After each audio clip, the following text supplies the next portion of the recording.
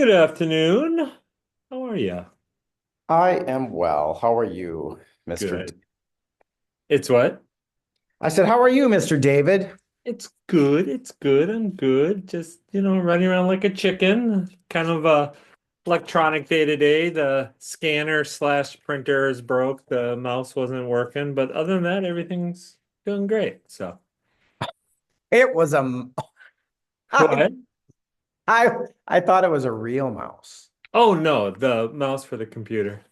Oh, when I heard you say mouse issue, I'm like, mice? No, no mice, just electronic mouse. So, welcome How's to Think. David? I'm good. Welcome to Think Lab 21. Think Lab 21. We are officially able to drink, so that's awesome.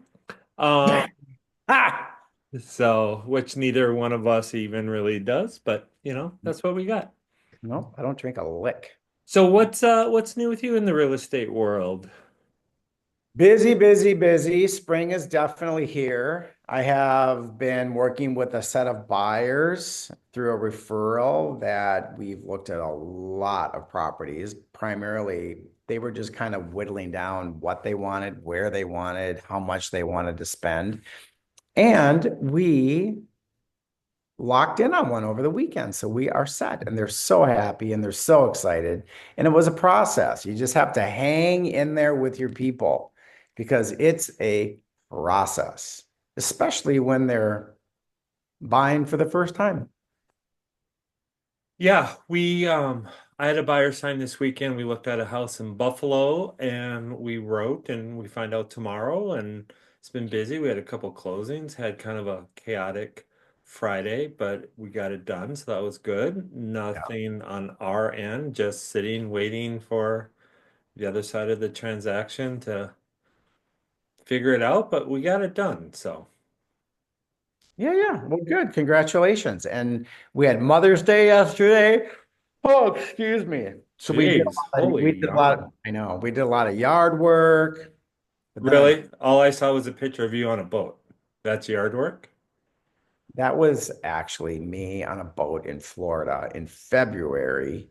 I just changed my I just changed my photo, but Gotcha. it got attention. Yeah, that's great. So change your profile picture, change your profile photos. It gets attention. It helps you with your social media growth. Yeah, we did an open house this weekend. I bet it was busy. It was not.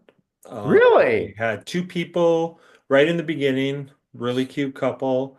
And then we had one person kind of right at the end. We were packing up and kind of did that drive-by. How much? Do you have a card? And What so, was this open house? I'm sorry, what? Where was it? Columbia Heights. Huh, interesting. Yeah. Well, maybe it was because it was so dang nice out. And I did a lot of yard work too. You mean boating? In between showing houses Yeah. and grilling hamburgers and soaking corn and putting it on the grill and yummy. Nice. All right.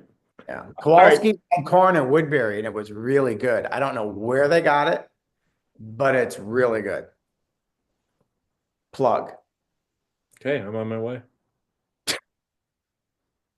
You got to go to the Wood Hood though. Oh gosh. All right. So I had a topic for today, and then I listened to a podcast this week, and I want to build on it. So we're having our broker Zoom on Wednesday. One of the things I really wanted to, or will be talking to our agents about is how to hit the gas pedal in a different way. That, I have agents that have been with us for 8, 9, 10 years. I have agents that have been with us for a few months. But the idea being, what are you going to do different this year? Or if you have a buyer or if you have a seller in particular, is the process to list a house in 2025 the same as what you did last year or the year before or earlier this year? And about what are they going to be doing different? Okay. Then the podcast to go a little bit same concept but in a different way. I listen to a lot of podcasts, which we've talked about. Yeah. And it was a podcast that just kind of naturally came on. I was driving to Buffalo. The time matched up, so I hit go. I didn't know who the agent was. And starts off talking about how this person now is doing just a ton of business in this community, and I'm, kind of pushed the limits to some new things. And I'm going, okay, Dallas, Nashville, somewhere big. Well, the agent was from Williams Lake, British Columbia, which I'm familiar with. Like that's kind of our old area where relatives are from. I mean, it's out in the middle of nowhere. It's 3 hours to probably the biggest city easily, and it's not an easy 3 hours. I mean, it's rough driving.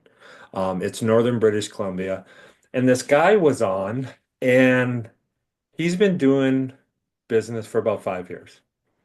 And what he came before this, ready for this, he was a diamond Yep. miner, 12-hour days, 4 weeks on, 2 weeks off, and worked overnight mining for diamonds in Alaska. Wow.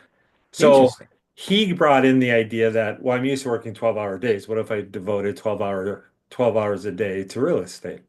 Well, the guy's just killing it, taking over his market, but he's in this really small town. The town's probably 15, 20,000, right? And what he talked about was what everyone was doing. And he even had a hard time finding a brokerage that he could hang his license on because they were like, no, don't need anyone. We have our ways. So he kind of had to go outside the box. But, anyways, he really talked about how he looked at what everyone was doing and he just pivoted. He just went to a complete different way. And he just talked about how he did everything. And whatever got the most engagement or the most clients or the most conversations, he just kept doubling down. And now he's the top realtor in this community. He does, a wide variety of areas, he's expanded. But now he's doing, multi-million dollar properties. I mean, I would say he's now doing some luxury in some of these big mountain homes and this, lake properties and stuff. So it goes back to, I think, my initial question. Are you doing anything different this year with your listings? Yes, I What? am. I am doing a lot more. I mean, it's a broken record for me. I have really gone into pivoting towards social media and having it be entertainment and education, um, and self-deprecating humor. But it's getting the properties out there. Was that your choice to do it because life events change? You're not as flexible.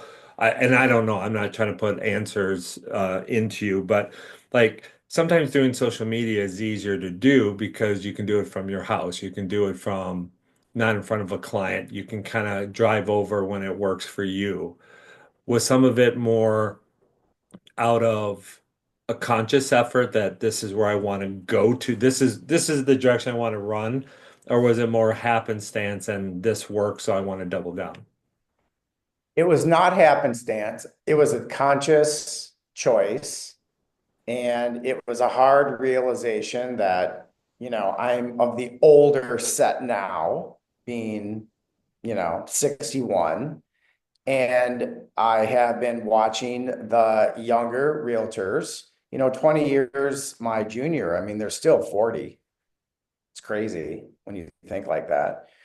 But I've just been really watching the younger set and watching, um, it's just kind of created a new energy and a new vigor. And, I am aware that even still, very few realtors are really getting involved with it. And it's fun, but it's conscious. We go to the house specifically to shoot video, and we can use the professional video. We can use the outtakes for fun. We can use the outtakes and then make fun of me. We can use the outtakes and make fun of the boomer with the Gen Z, but it's always the property. And it's been fun. It's been effective for me. By what measurement? Views? shares, likes. Speaking of, like, smash this button down here. Yeah, like, smash this button, follow us, send it to people. Okay, so the thing is, I happened to see something last week where it said, okay, you door knocked and you talked with X amount of people and whatever. But then it's like, oh, my social media only got 25 views or 25 comments. And then it showed 25 people standing in a room. Well, you talked with 25 people. Or it only got 100 comments or 100 views. Well, then it showed, well, you talked with 100 people and it had a picture of 100 people in a room. And I'm like, that was kind of impactful to me. Well, this one didn't do too bad, 450 people. Well, then it showed a picture of 450 people in a room. And I'm like, you know what? That's a lot of people. And people live on this thing, for crying out loud. And it's just something that I've chosen to do. I'm not going back, but I also have been very consciously saying to sellers, with this new law where buyers must be under a contract of some sort to see a property, open houses are not passe at all, because people are coming into open houses. They don't want to sign with the realtor to see a property. And so I've been doing open houses. So those are my two conscious choices. Can I put on a broker hat for a second? Yeah. It's not a new law, it's a new rule. Well, okay. Just You, saying. I For understand that. for people that are watching that are not in our industry, It's a new rule, it's a new but rule. if you show a property to a buyer without being under some sort of representation, Yeah. we as realtors, if we get turned in or we get in trouble, the fine is pretty heavy. Yeah, I'm not willing to do it. I am And not. you can risk losing your license. Correct. So, And here's the other thing too is this is my take. Let's just say that I am willing to take the risk. And if I get caught, I'll pay the fine, right? right. But isn't it like It $1,000? is. I'm just play along with me hypothetically. Okay. Why would I do that for somebody that has no allegiance to me, nor I have allegiance to them? Right. Like that would be the last person I Right. would want to take to a listing to possibly get $1,000 fine is somebody that has no obligation to me, nor I to them. And you know So, what? It can even happen with family. absolutely. It can even happen with family. It can happen with a nephew, a niece, and you do something to help them get into a property. You didn't even ask them to sign anything. You technically broke a rule. You could have been fined $1,000. And even family has no allegiance. Right. Oh, absolutely. Um, And that's a whole different topic. But yeah, well, it is and it isn't, right? Because at the end of the day, the buyer's not signing with you, they have the flexibility. I mean, I remember one of my first meetings at our old brokerage. I don't even know if you were there yet. And agent raised their hand. Agent was one of the top agents in our office, raised their hand, said they had gone away for the weekend. They were boating. I remember this story like yeah, to the T. And the person on the agent that was out boating phone rings and it's their lender. Hey, congratulations. On? Well, so and so got their offer accepted, the buyer.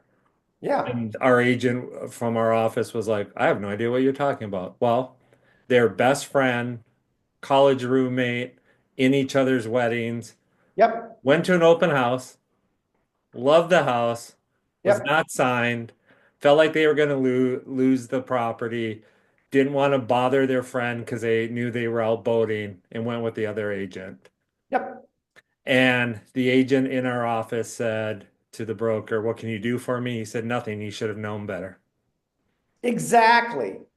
And, 10 years ago, because up here in Minnesota, we've had buyer representation for since 1995, as far as I'm concerned, as far as I know. Yeah, I Bottom thought line is, 97, but at it's least always, 25 years. yeah, it's always been, it's like, you don't have them signed, it's your fault. It's your fault. So, I mean, as long as I've been in real estate, which is, I'm in my 11th year now, I've heard buyer's agents say over and over, you're not pre-approved, you're not signed with me, I don't show you a house. Um, and it's even more important today because of the rule. Right. Um, and we always want to be good people and help them out, but I'll tell you what, um, you go out with somebody that isn't pre-approved, you don't have a signature on a representation contract, and I'm going to go one step further. You haven't literally had a consultative buyer consultation. So they learn about the process. After this past weekend, I am 110% on board where I won't do it again. Yeah, it's funny because I was talking to one of our agents this weekend and a topic came up and they had an interesting take on it. And as you always said, try to stay out of the emotional. Um, Mhm. and they were in this emotional category. And I said, the takeaway for what you're saying is, I don't think you've done enough to talk to your client about how the flow is. Like, Right. and you can't expect people to know our business and even people I mean, as you know, People think they understand the business, but they don't. right, they don't understand what it means to do certain things. They don't understand. I mean, to this day, we still hear horror stories about people that are buying a house and go and buy a car. Throws the whole thing off. Yeah. People that put in their 2 week notice and they're like, wait, what? I can't get the loan? Well, no, the loan is contingent on you having a job. Well, I didn't know that. I mean, you can outthink yourself and spend 24 hours in a row on the phone telling your seller or your buyer what to do, and you're still going to miss something because something you've never thought of will happen. I saw, I would never do this. This crosses the line, in my opinion, with social media. Number one, I don't go on social media and, whine and cry on how much I have to do for a person, which is why I'm worth my professional fee. That's off limits to me. The other thing that I don't do is when you do have somebody that didn't utilize you to buy their property, like say, because you were out on your boat and your friend decided that he didn't want to bother you and yada, yada, yada, yada. I have seen realtors post things like the text exchange. Hey, Billy, sorry to let you know, we purchased a house at an open house. We did not want to bother you on vacation. Oh, that's super. Congratulations. You should buy a car for your congratulations present. Right. Like that's out of line for me. But I've seen, but I've seen that one. And the other one that I've seen is when you're dealing with first-time home buyers that are learning the ropes, they're learning where they want to go, how much they want to spend, what neighborhood they're in. And maybe you show them way too many houses, but at the same time, that was part of the process. And I've seen realtors post pictures of themselves like, with their hair all disheveled and with a cigarette out of their mouth and a beer. And like, that's out of line to me too. So, I mean, that's just me, but I mean, I mean, it's about averages, right? I mean, yeah. whether you're in the, whatever sport, basketball, baseball, whatever. I mean, if you're a buyer agent and you take your buyer to one house, well, and they write and they get it, okay, well, how does that Well, cost efficient go into your commission? You know, at some point, yes, you're a professional, yes, you're adding this, blah blah blah.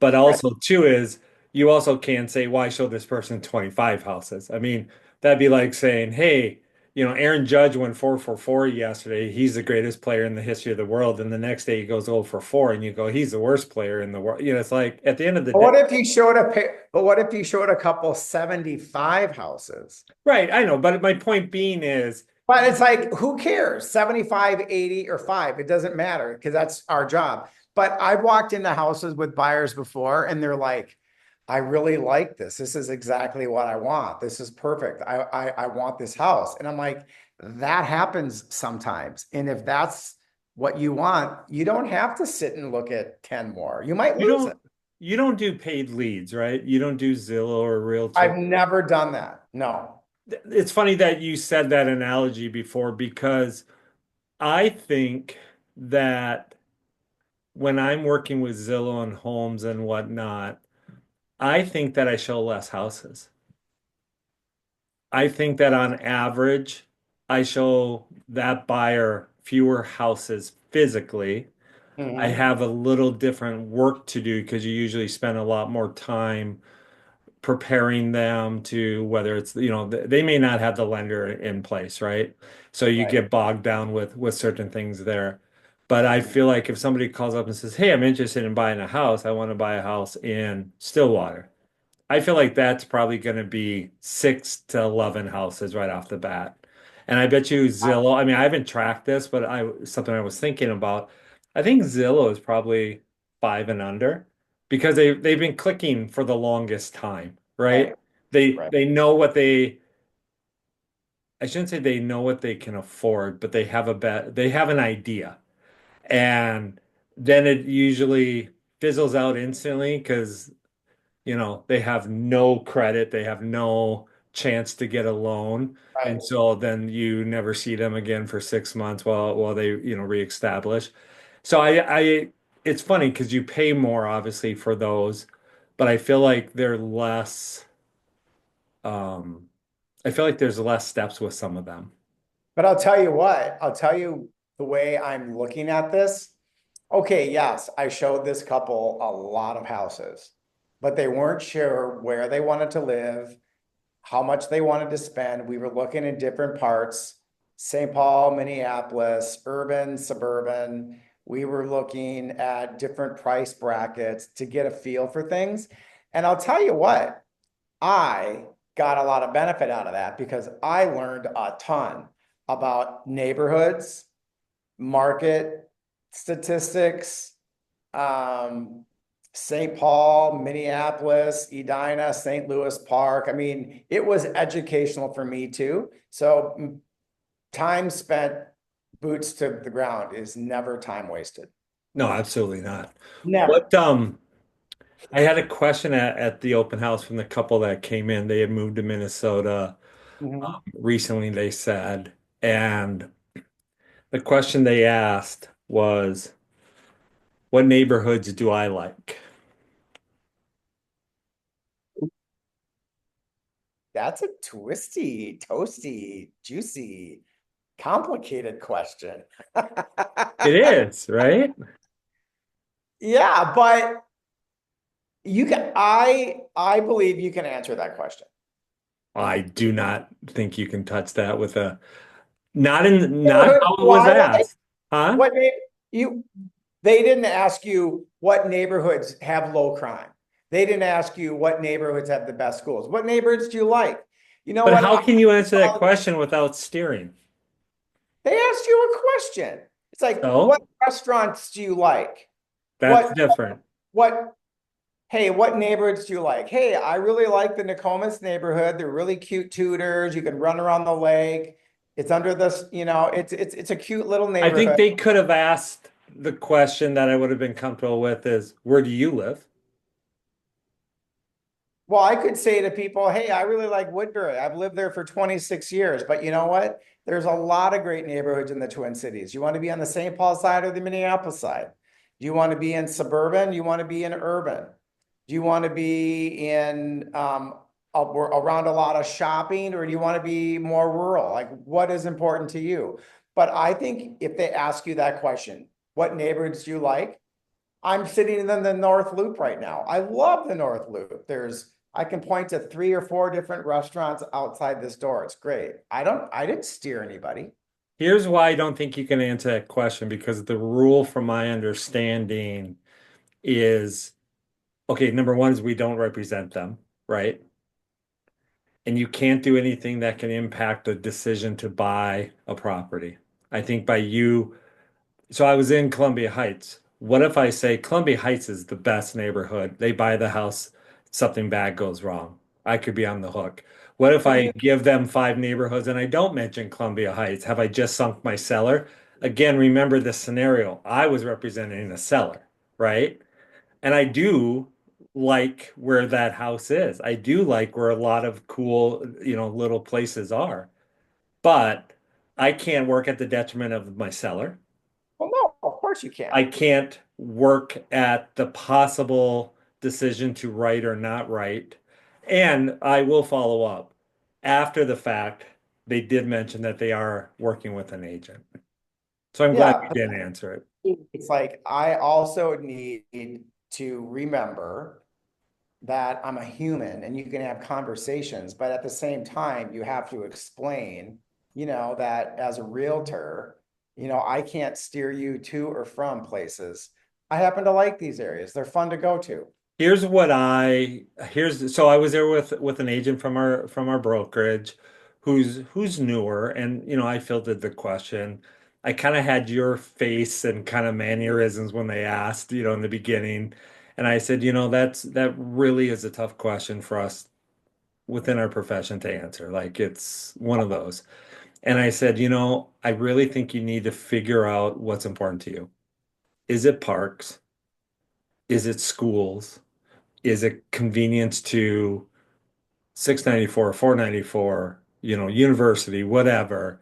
Like where do you go?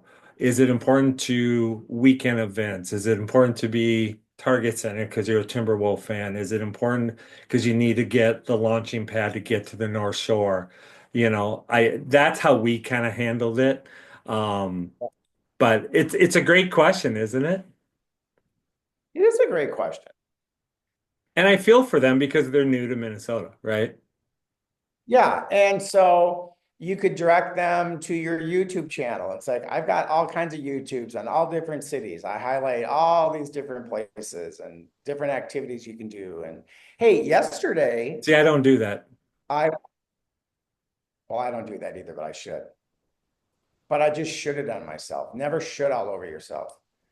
But yesterday I was at a showing over in St. Paul.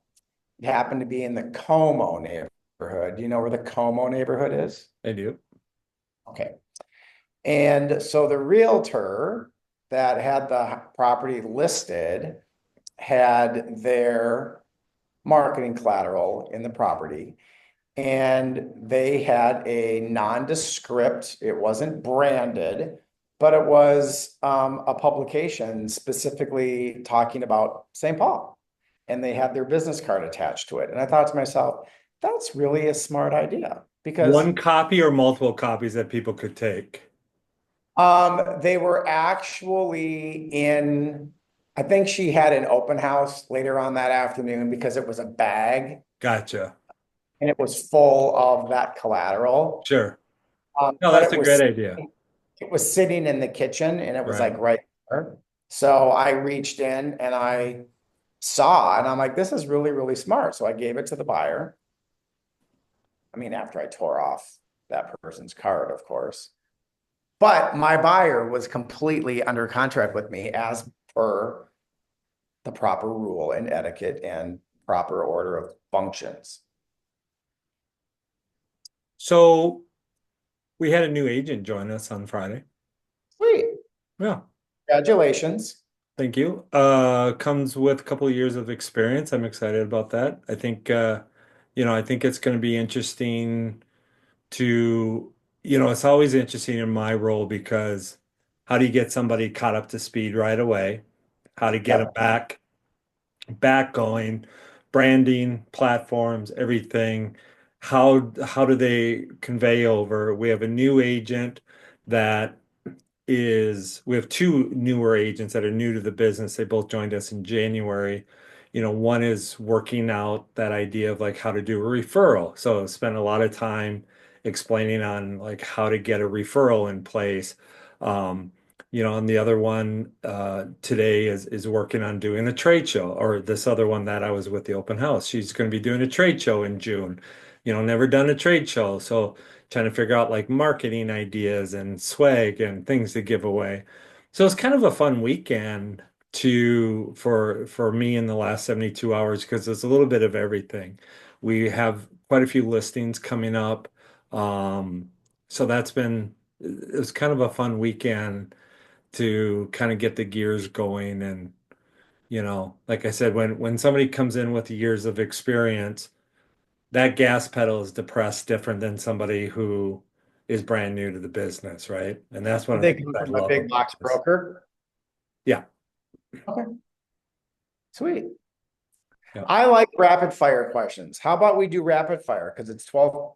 All right, what do you got? You got one, or you want me to go? You got one? You got one. I like rapid. I like to be shot at. Shoot. Speaking of neighborhoods, all right, which neighborhood do you like to be shot at the most? New York, Chicago? Oh New no, York. we're not licensed there. New York. All right.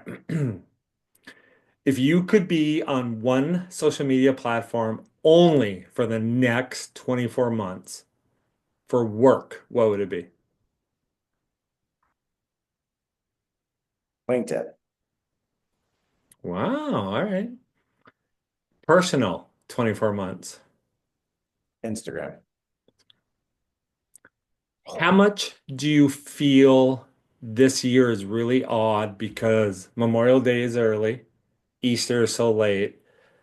How do you feel about this like 4 week window right here that we're in? I love it. Really? All right. Do you think right now, percentage wise, who has the upper hand, buyers or sellers? Sellers. 100%. 100 to 0. You don't think buyers have any pull? I take that back. It depends on the neighborhood. Okay. Right now, certain hot neighborhoods within St. Paul, McAllister Groveland, Miriam Park, Summit Hill. Well, for McAllister Groveland and Como right now, the sellers control the cards. Suburban, upper level properties. I'm gonna say I sensed that the buyer had more pull. Um, because we didn't get full ask, but we still did very, very well. And it depends.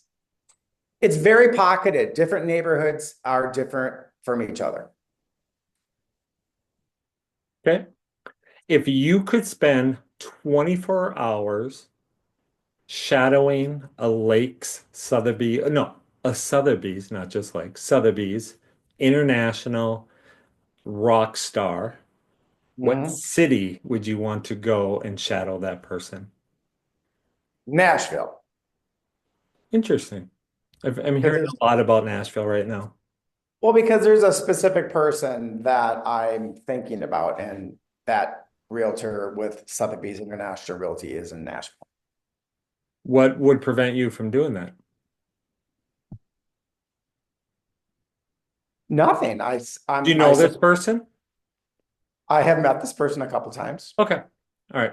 I mean, Um, I suppose if I texted or called and asked if I could spend a few days in Nashville with this person, I would be very shocked if this person said no. Because number one, it's Nashville, right. Minneapolis. All right, got to move on. Rapid fire. You ready? Super Bowl winner. Go. For this coming year, Yeah. I don't know. Pick a team. Pick a team. I'm gonna say Super Bowl winner.